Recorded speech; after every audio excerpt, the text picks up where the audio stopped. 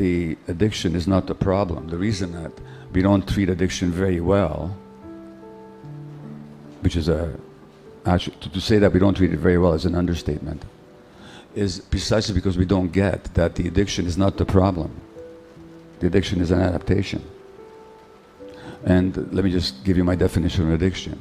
Any behavior that gives you temporary relief, pleasure, that you crave, and that you pursue despite negative consequences. So that's an addiction. Any behavior. Drugs, sex, gambling, internet, relationships, work, whatever it is, eating. It's any behavior that provides temporary relief and pleasure, and you crave despite the negative consequences. So that's an addiction. So let me ask you, by that definition, how many of you would agree that at some time or another you've had some kind of addictive pattern in your life? Just raise your hands, would you? Okay, all right. So let me ask some of you that are willing to say so. And I'm not going to ask you what you're addicted to or when or for how long, but simply, what did it do for you? Not what was wrong with it, but what did you like about it? Okay, so anybody? Yes? It gave you pleasure. Okay, great. Thank you. Who else? Yes. I'm sorry? Avoidance. Okay, avoidance of conflict. Thank you. Yes. It eases the pain. Yes. Distraction from the pain. Okay, great. So thank you. I mean, we could go on, but can you see that everything you said, easing of pain, avoidance of conflict, pleasure, these are normal human aspirations. There's nothing wrong with any of them. In other words, the addiction wasn't your problem. Your problem is, how come on God's green earth you could find no pleasure? Something had blocked your capacity to experience pleasure and joy. Something had created so much conflict in your life that you had to escape from it. Something had given you so much pain that you needed distraction or relief from the pain. And hence my mantra, the first question is not why the addiction, but why the pain. And that pain goes back to that original disconnection. And so my other teacher, A.H. Alma, says, speaking about childhood, the fundamental thing that happened and the greatest calamity is not that there was no love or support. The greater calamity, which is caused by that first calamity, is that you lost the connection to your essence. That is much more important than whether your mother or father loved you or not. And by extension, I'm going to make the perhaps astonishing statement that the fundamental problem was not that you were sexually abused, was not that you were beaten, was not that you were abandoned, not that your parents couldn't love you the way you needed to be loved. It's that as a result of all that, you lost the connection to yourself. That's the trauma. So there's the external event, then the impact. And although it's impossible to have it happen this way, but had you been beaten and abused, but had that not resulted in the disconnect from yourself, you would not have been traumatized. And so that what are we looking for then is that reconnection with ourselves. And the loss of connection itself is an adaptation. Why is that an adaptation? Because if it's so painful to be myself, I better disconnect. If it's so painful for me to be aware of my gut feelings and to be able to assert them and to manifest them and to declare them, I better disconnect from my gut feelings. And it's that connection from the gut feeling, which happens right in the body, that's the trauma. And then we spend the rest of our lives trying to compensate. How do we compensate? Well, through addiction. Or we compensate by developing certain personality patterns that then will somehow try to get us indirectly what we didn't get in the first place, which is the love that would have allowed us to connect to ourselves. So then we become our personalities. At least we become who we think we are as a personality.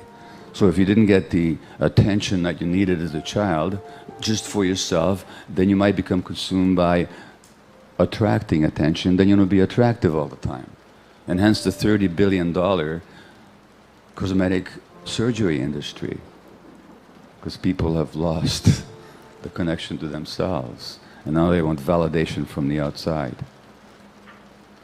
Or you didn't get the approval you needed for who you were, now you want to win approval from others as a substitute. You weren't valued for who you were, now you're consumed by measuring up to others' expectations so that you can get your sense of value through what others think of you, what other people think of you. You weren't esteemed for who you are, now you're going to be wanting to impress people all the time. And then these are all adaptations. These are all adaptations.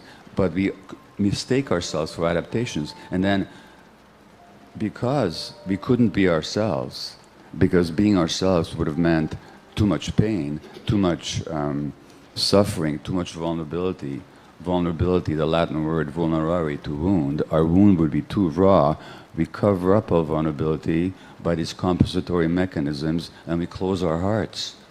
And when we close our hearts, we no longer know how to love ourselves or others. And we no longer have pleasure or joy. And then you have the statement by Meister Eckhart, who's the 13th century spiritual master, who says, a human being has so many skins inside, covering the depths of the heart. We know so many things, but we don't know ourselves. Again, that loss of self. Why? 30 or 40 skins or hides, as thick and as hard as an ox's or a bear's, cover the soul. And he says, go into your ground and learn to know yourself there. Well, why to develop these skins, these hides? These are the compensations. These are how we try and protect ourselves from that woundedness. And that same adaptation that helped us endure those early losses, and primarily the loss of ourselves, then become our burden, then become our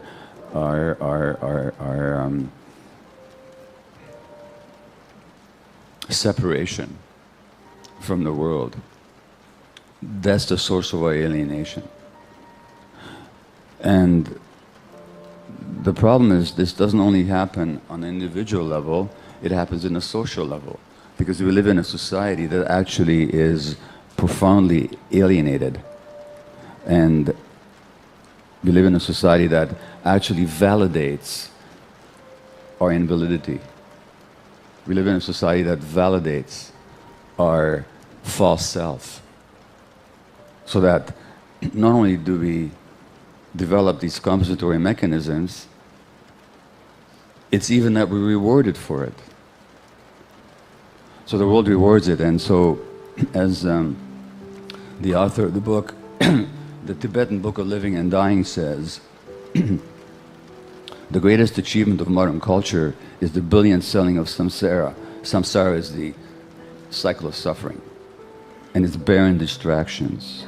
Modern society seems to me a celebration of all the things that lead away from truth, make truth hard to live for, and discourage people even from believing that it exists. So not only do we suffer this trauma because our parents are unconscious or so hurt themselves that they simply couldn't help traumatizing us, we then have a world that validates the falseness, that validates the personality which was developed as a compensation for the loss. And that's why it's so difficult.